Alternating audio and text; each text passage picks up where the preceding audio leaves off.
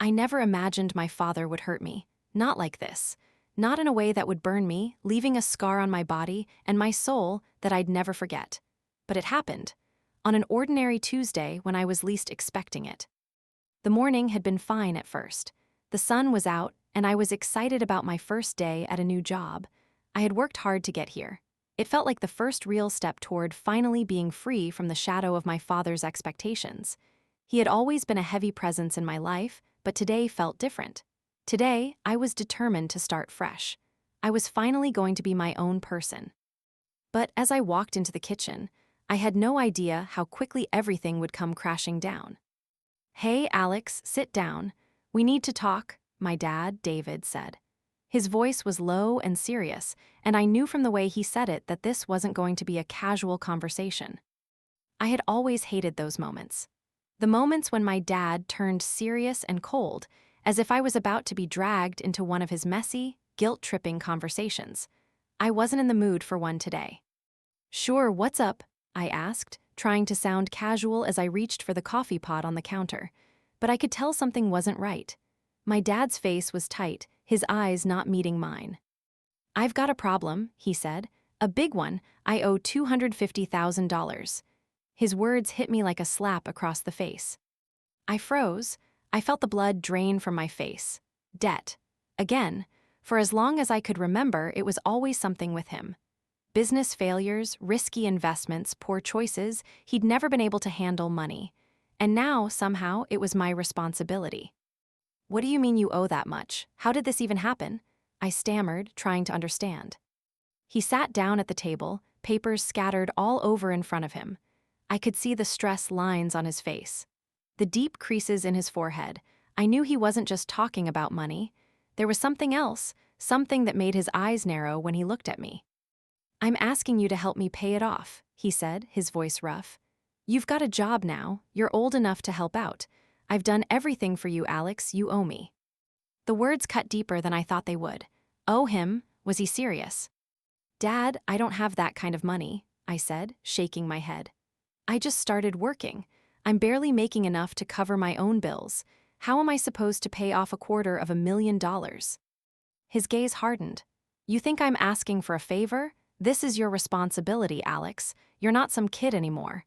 You're part of this family, and this family sticks together. You owe me because I've done everything for you. I raised you. I gave you everything. The least you can do is help me when I need it." I couldn't believe what I was hearing. How was this even happening? I had always known my father was controlling, but this was different. This was manipulation, plain and simple. "I didn't ask for your help, Dad. I didn't ask for you to bail me out every time you messed up. I'm not responsible for your mistakes," I said, my voice shaking but firm. I was trying to stand my ground, but the truth was I was scared. Scared of losing everything I had worked for. Scared of what would happen if I said no. His face twisted in anger. "You ungrateful little brat. I've given everything for you, and this is how you repay me?" He stood up, slamming his hand down on the table so hard that the cup of coffee nearly tipped over. I took a step back instinctively, my heart racing. I had seen my father angry before. He had a temper, especially when things weren't going his way, but I'd never seen him this furious. The rage was boiling in his eyes, and for the first time, I was scared of him. "I'm not going to let you ruin your life just to prove a point, Alex," he said, his voice growing louder. "You think you can just run away from your responsibilities? You think you can leave me to drown in my debt? Well, guess what? You can't. You'll help me pay it off, or you'll regret it." Something in me snapped. The years of living under his control, the constant guilt trips, the pressure to be the perfect child, the perfect version of himself, I was done with it. I wasn't his puppet anymore. "No, Dad," I said, my voice finally steady. "I won't do it. I won't pay off your debt. I didn't create this mess. You did." The silence between us felt like it could swallow me whole. He was staring at me, his eyes wide with disbelief. I could see the shock on his face, like he couldn't understand why I wasn't bowing down and doing what he wanted. "You think you can just walk away from this," he said, his voice trembling with fury. "You think you can refuse me? You're nothing without me, Alex. Nothing." I couldn't take it anymore. The years of him manipulating me, making me feel like I owed him something for every little thing he did for me, had finally broken me. I didn't owe him anything. Not anymore. I turned to walk away, but before I could make it to the door, I heard him yell, "You'll regret this. You'll see what happens when you don't help your father." I spun around, my heart pounding in my chest. "You're not my responsibility anymore, Dad. I don't have to fix your problems. I'm done." His face turned red with rage, and that's when it happened. Without warning, he grabbed a cup of coffee from the counter, the steam still rising from it. He threw it at me, and I had barely enough time to react. The boiling liquid splashed across my chest and arm, burning my skin. Pain shot through me like a lightning bolt. My skin felt like it was on fire, and I screamed, stumbling backward. I tried to get away, but the burn was too intense. I grabbed at my arm, desperate to cool it, but the damage was already done.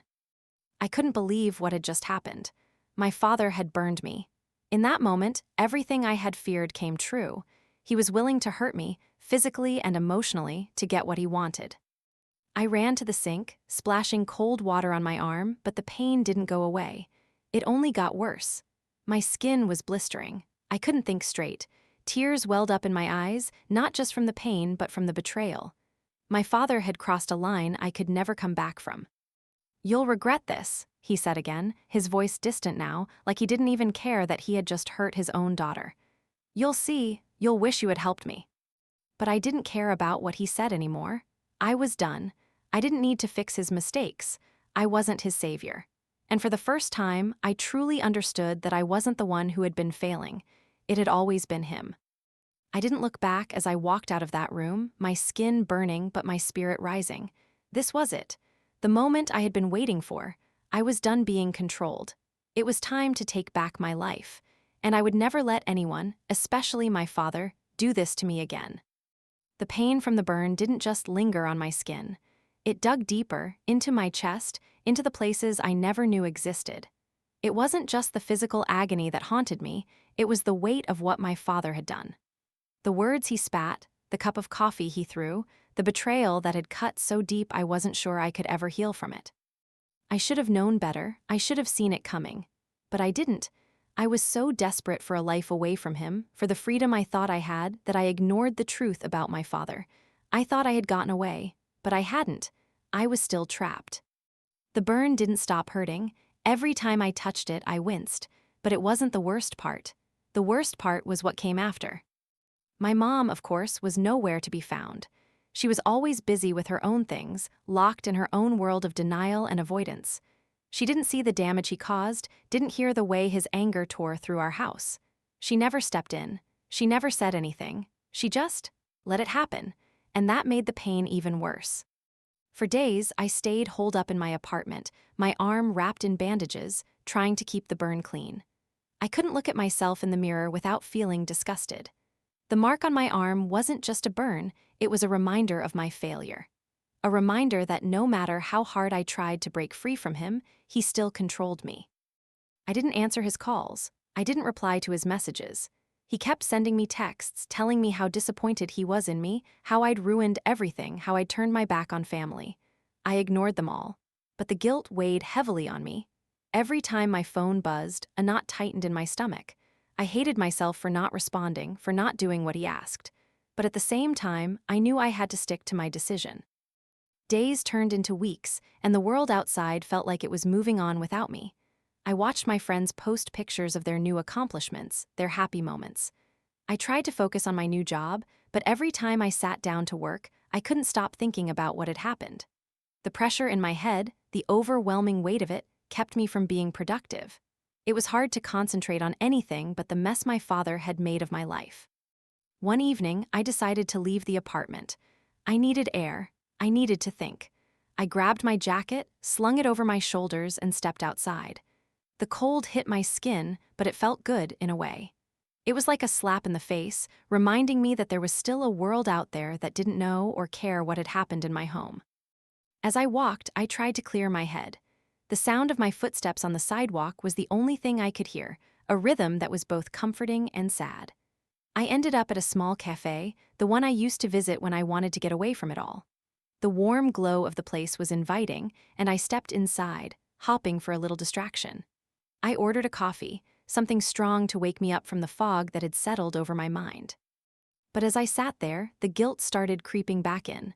Was I being selfish? Was I wrong to refuse my father? I had always been the one to try and fix things, to patch up the cracks in our family. I had always tried to be the one who kept things together. But now I was running away. And I hated myself for it. I stared into my coffee, the steam rising in slow swirls, and I couldn't shake the feeling that I was failing everyone. My father, my mother, even myself. I wasn't the daughter they wanted. I wasn't the person I wanted to be, and that hurt more than the burn on my arm ever could. The cafe door opened, and my heart nearly stopped when I saw who walked in. It was him, my father, David. I couldn't believe it. He looked the same as always, disheveled, his face drawn and tired. But the look in his eyes was different this time. He wasn't angry, not like before. Instead, there was something softer, something that almost made him seem vulnerable. But I wasn't fooled. I wasn't falling for his act again. I wasn't going to be manipulated. He spotted me right away. His eyes widened when he saw me sitting there, and he took a hesitant step toward my table. I didn't move. I didn't even look up. "Alex," he said, his voice quieter than I remembered. "Can we talk?" I shook my head, not trusting myself to speak. I didn't want to hear his excuses. I didn't want to hear how sorry he was. I didn't want to hear how I was the one who had ruined everything. He had already done enough. "Please," he said, his voice breaking a little. "I've been trying to reach you. I know I screwed up. I don't know what came over me that day." I looked up then, finally meeting his gaze. He looked like he was about to break, like he wanted to beg for forgiveness. But the anger from that day, the burn, the sting of his betrayal, it was still fresh in my mind. I couldn't forget what he had done to me.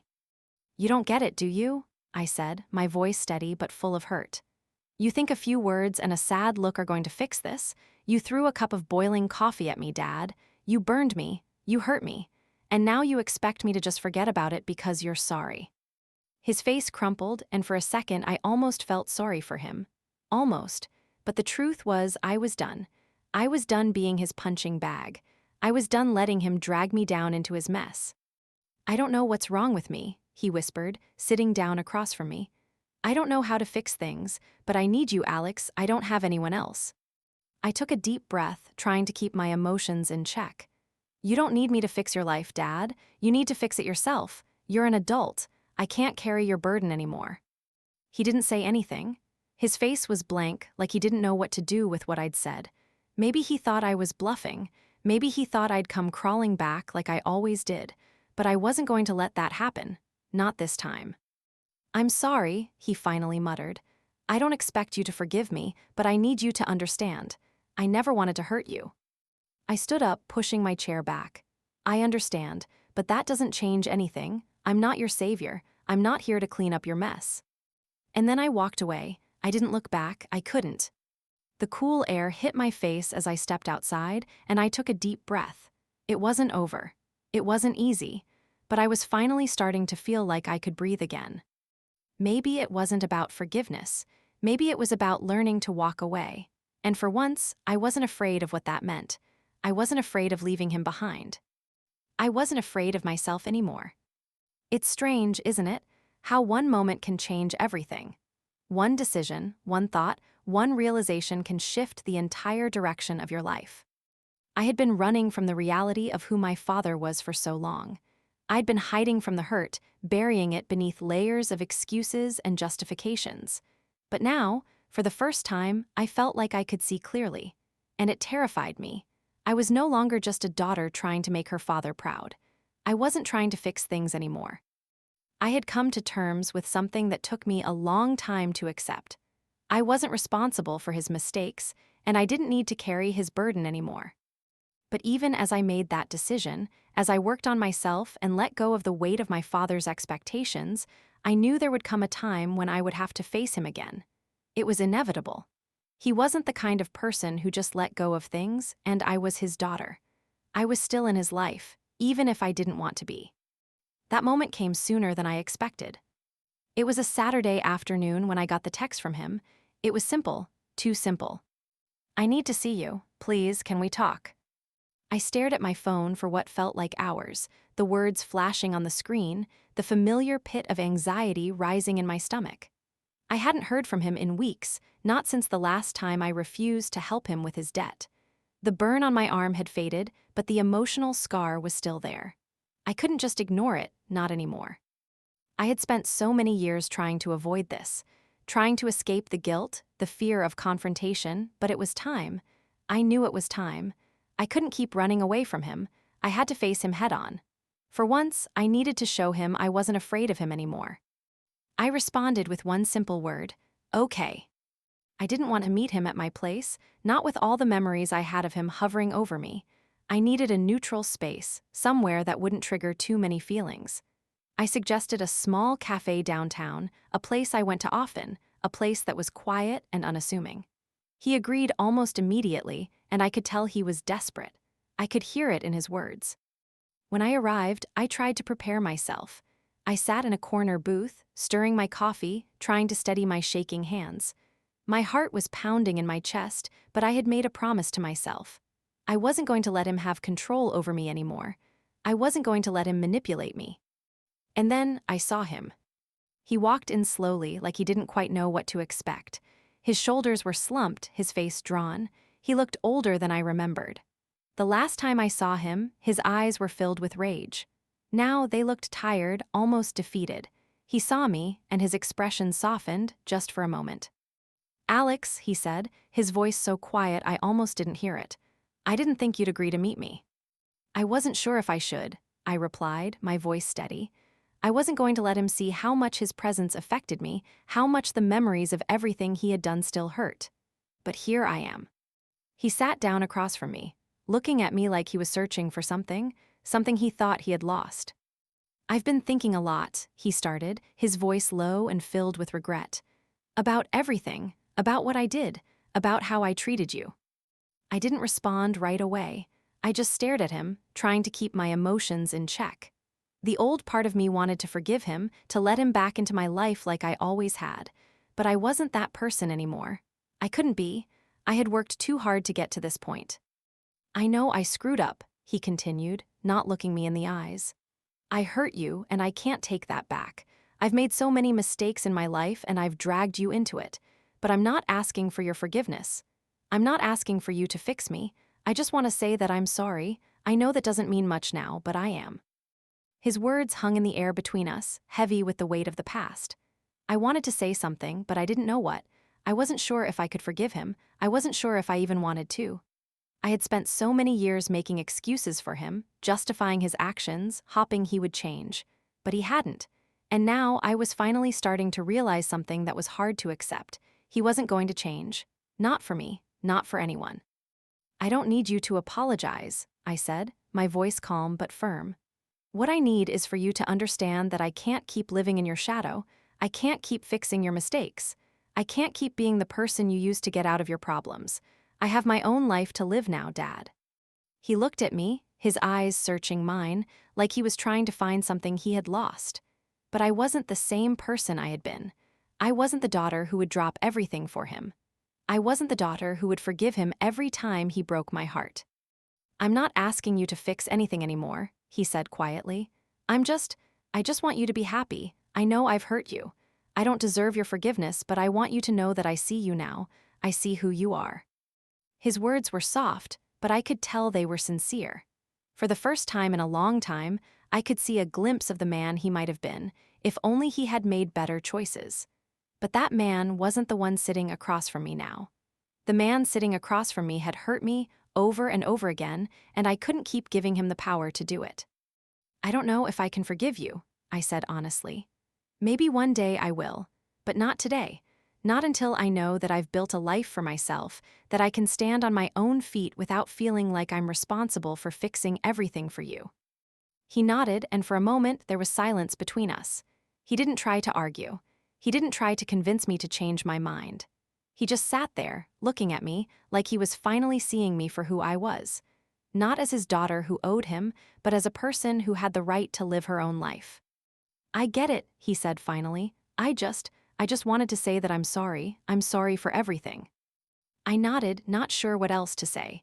We sat there in silence for a while, neither of us moving, both of us lost in our own thoughts. But I wasn't afraid anymore. I wasn't afraid of him, and I wasn't afraid of what he thought of me. When I finally stood up to leave, I felt a weight lifting off my chest. It wasn't about forgiveness or forgetting. It was about me, about my future, about my life. I have to go, I said quietly, turning to walk away. But I hope you figure things out, Dad. I really do. And this time, I didn't look back. This time, I knew I was finally free. I didn't expect it to happen so soon. After that cafe meeting with my father, I thought things would settle down. I figured I'd go on with my life, move forward, and maybe, just maybe, learn to live with the knowledge that I had made the right choice. But nothing ever seems to go according to plan, does it? It was a Wednesday evening when my phone rang.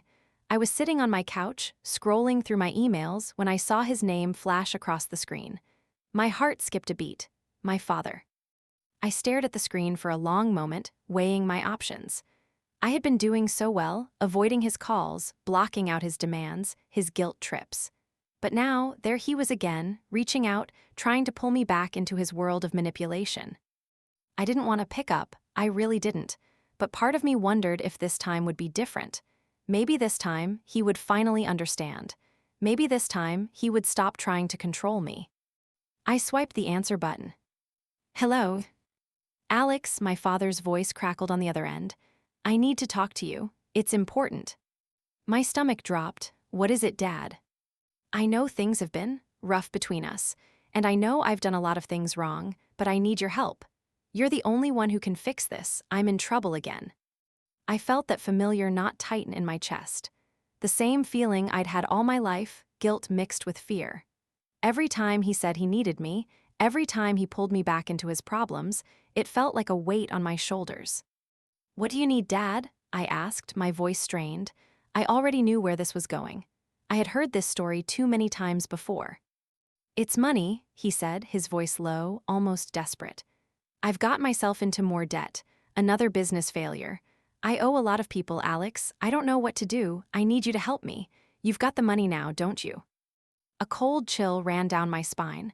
The same words, the same desperate plea, the same manipulation. He was doing it again. No, Dad, I said, my voice firmer than I had ever heard it before. I can't help you. I told you before, I'm not responsible for your mistakes. But you are, Alex, he snapped. You're my daughter, you owe me this. After everything I've done for you, this is how you repay me. His words hit me like a slap across the face. I had heard this 1,000 times. The guilt, the anger, the blame. It was the same cycle that had followed me my whole life. I don't owe you anything, I said, my voice shaking but resolute. You've used me for years, Dad. I'm done. I'm not going to keep bailing you out. You have to figure this out on your own. You have to take responsibility for your own mistakes. There was a long silence on the other end of the line. I could hear him breathing, his anger building, the tension thick in the air. I was waiting for him to yell, for him to do what he always did, shame me, guilt-trip me, make me feel like I was wrong for standing up for myself. But this time, I wasn't backing down. You think you're better than me now? He finally said, his voice cold and bitter. You think you've got it all figured out? You think you can just walk away from me and my problems? I closed my eyes, trying to steady my breath. I wasn't going to let him drag me into this. Not this time. I don't think I'm better than you, Dad, I said quietly. But I do think I deserve better than this. I deserve to live my life without constantly cleaning up your messes. I could hear him clenching his teeth. His rage was building, and I knew what was coming next. I had seen it before. His temper was always just below the surface, waiting to explode. And I knew this time it wasn't going to be pretty. You ungrateful little brat, he hissed. You think you can just walk away from me and leave me to rot? You think I don't see what you're doing? You think you can just get rid of me like I'm nothing? I'm not trying to get rid of you, I said, my voice shaking but strong.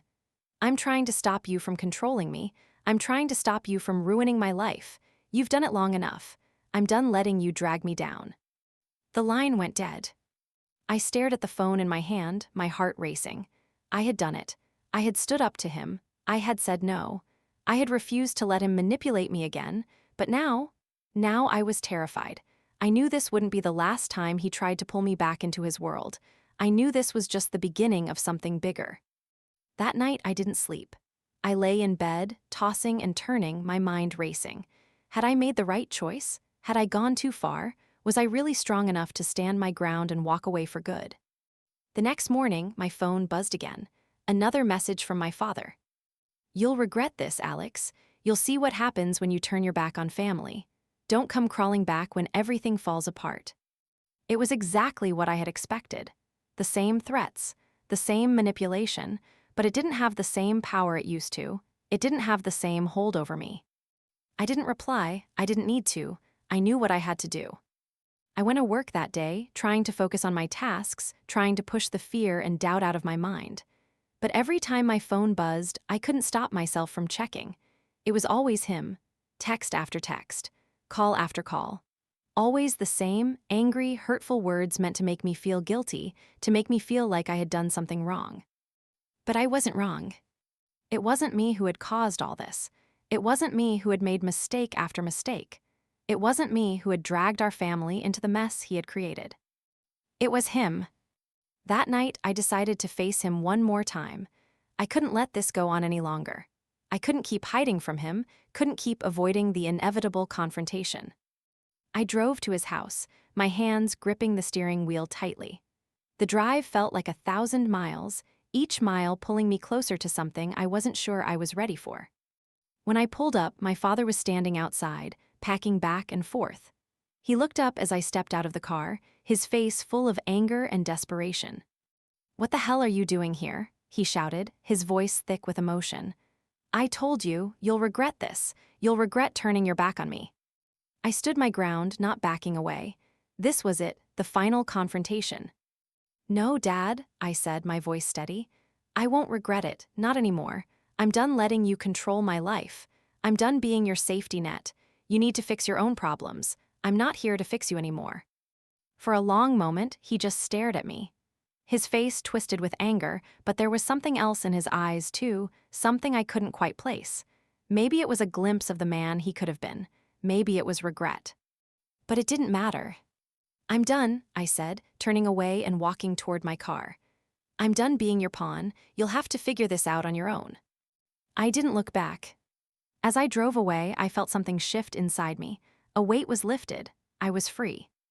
And for the first time in my life, I realized this wasn't just about walking away from him. This was about walking toward myself.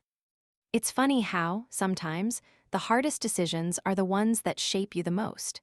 We spend so much of our lives trying to avoid conflict, running from the people who hurt us, and hoping things will get better if we just ignore them long enough.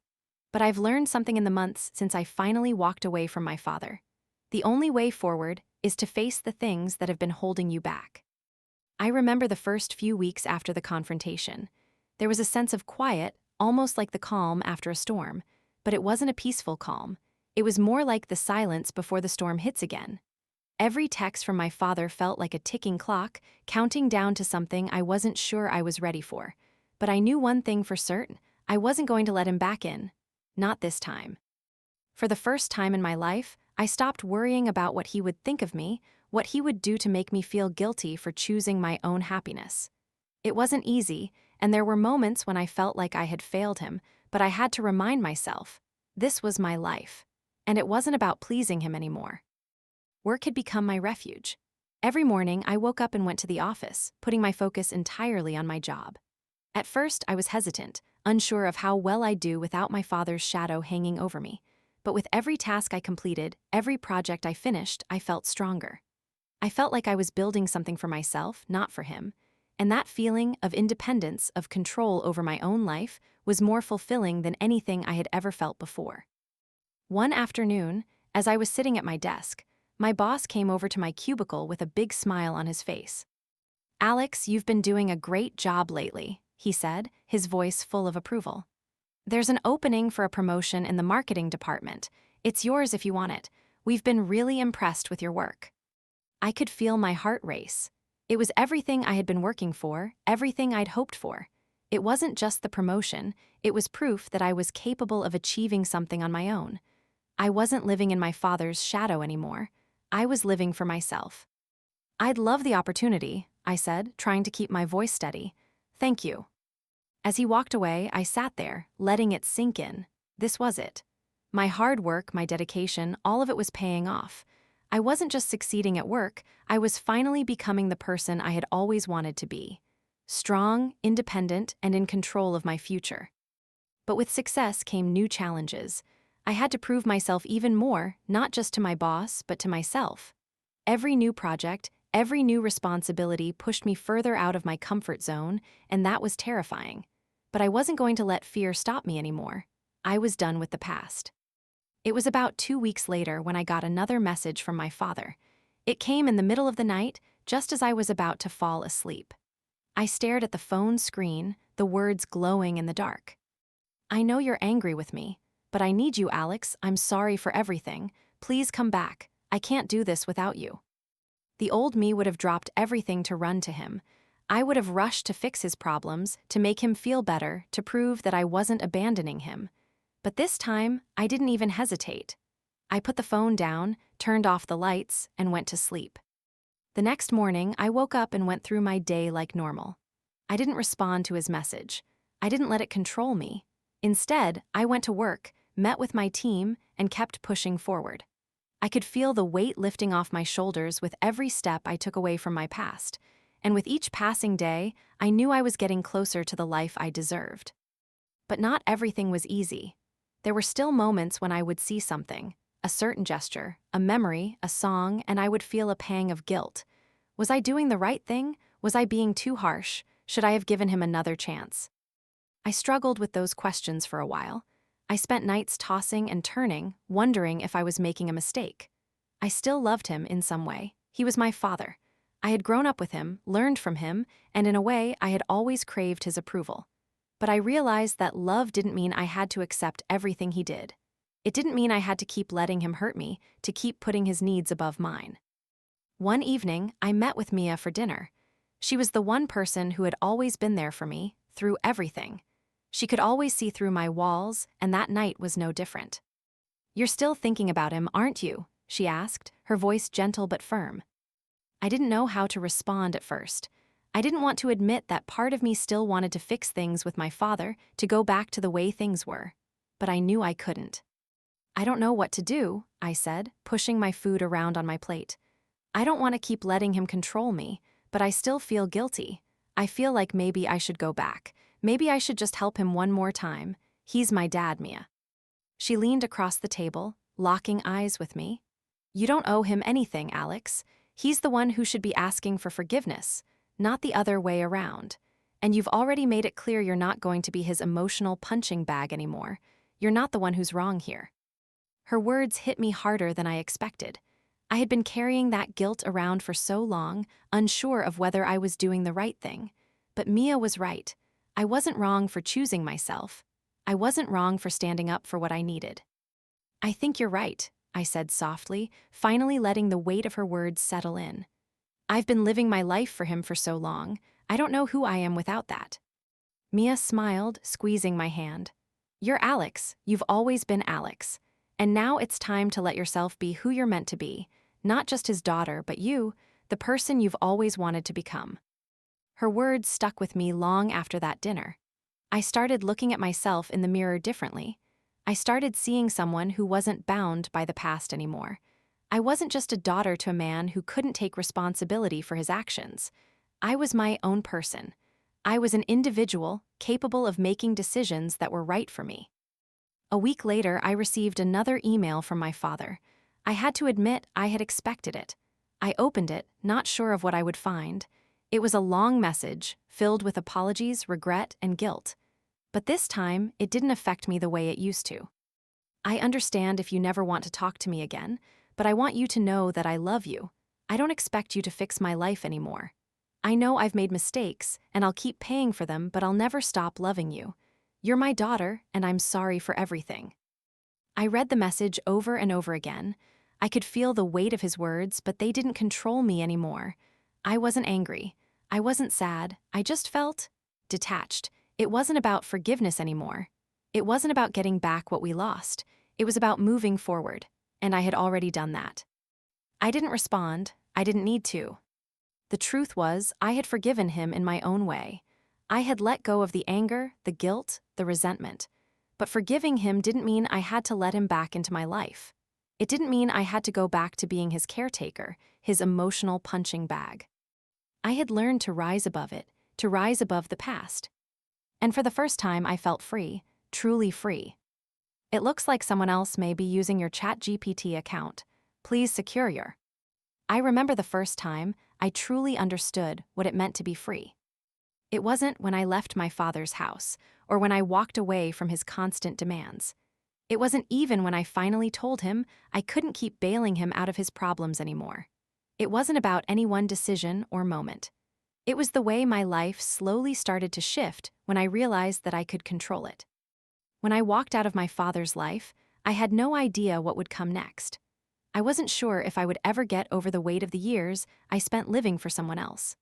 I didn't know if I could fully embrace the idea that I could be my own person without constantly questioning myself or my choices.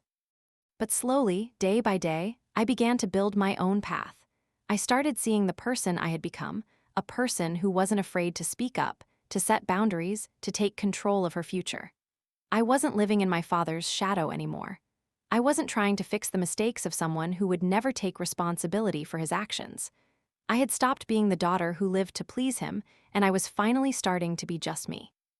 At work, things were going better than I could have imagined. The promotion I had received had turned out to be just the beginning.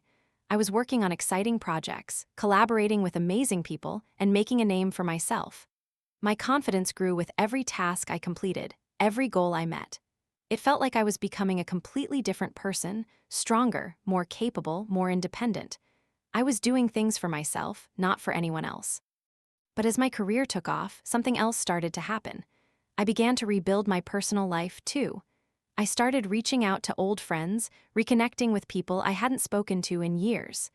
Mia, of course, was still my rock, always there to listen, to guide me when I doubted myself. But I also met new people, people who saw me for who I was now, not who I had been. And for the first time, I felt like I could be honest with them. About my past, about the scars I still carried, and about the journey I had been on. One night, as I sat with a few friends at a cafe, laughing and enjoying the simple joy of their company, it hit me. This was freedom. This was what I had been missing. It wasn't about not having to worry about my father anymore. It wasn't about being done with the past. It was about realizing that I could make choices for myself. I didn't have to live by anyone else's standards. I could create my own future, and no one had the right to take that from me. I had come so far from the scared, guilt-ridden person I used to be. I was no longer bound by the expectations of a man who never truly loved me the way I deserved. I wasn't his pawn anymore. I wasn't his burden. I was my own person, and I was proud of who I had become. That night, I received another message from my father. It had been a few months since I last heard from him, and I had stopped expecting anything from him at all. The message was short, but it hit me harder than I expected. I don't know what's left for us, Alex, but I want you to know that I've changed. I don't expect you to forgive me, but I hope one day you will. I'm trying, but I don't know where to start. I'm sorry for everything. For a long moment, I stared at the words, my heart heavy with conflicting emotions. Part of me wanted to call him to try and fix things. The part of me that had always been his daughter, the part that still cared, still wanted to believe that he could change. But another part of me knew that I had done the hard work already. I had made the decision to walk away, and it wasn't out of anger or hate. It was because I loved myself enough to know that I deserved more. I set the phone down, not replying. I didn't need to. I had forgiven him long ago, but forgiveness didn't mean I had to let him back into my life. Forgiveness didn't mean I had to go back to being his emotional caretaker. Forgiveness meant I had finally let go of the hold he had on me, and I had done that for myself. As I walked into my apartment that evening, the quiet of the space felt different. It wasn't lonely anymore. It was mine. Every corner, every book on the shelf, every piece of furniture, I had created this space for myself. It was where I could truly be me, free from the guilt, the shame, the control that had defined my past. I sat on the couch, staring out the window at the city below, and for the first time I felt at peace. I had come so far. There had been times when I didn't think I would make it, times when I thought I would break under the pressure of everything my father had put on me, but I had survived. And not only that, I had thrived. I had faced my past, acknowledged the hurt, and walked away. And now I was standing tall. I had learned that I wasn't responsible for anyone else's happiness, especially not my father's. I couldn't fix his mistakes. I couldn't change his life. The only life I could control was my own. And I was choosing to live it on my terms. I stood up, walked over to the window, and looked out at the city lights. The future stretched out before me, full of possibility. I had no idea what the next chapter would bring, but I knew one thing for sure: I wasn't afraid anymore. I had taken my power back. I had learned to set boundaries. I had learned to walk away from toxic people and toxic situations.